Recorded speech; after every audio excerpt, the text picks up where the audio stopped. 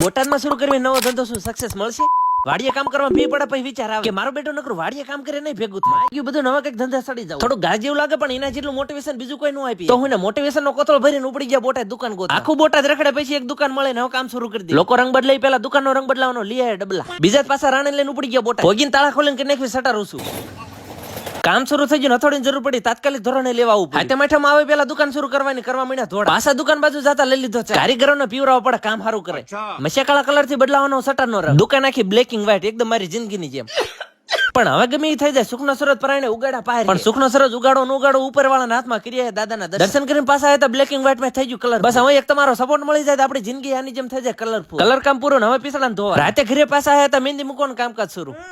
અરે વાતમાં કેવાનું રહી ગયું, આપણે બોટાદ કરવી લુગડાની દુકાન. દિવસે બધો સામાન ભેગો કરવા અને રાતોરાત કામ ઉપાડવાનું, કારણ કે સાથે માઠા માં લઈ આવે. ફોન કરીને બોટાદ વાળાને કહી દઉં લુગડાની દુકાન બનાવી તૈયારી. વધુ માહિતી અને લુગડાની દુકાનની અપડેટ માટે ફોલો કરતા જજો.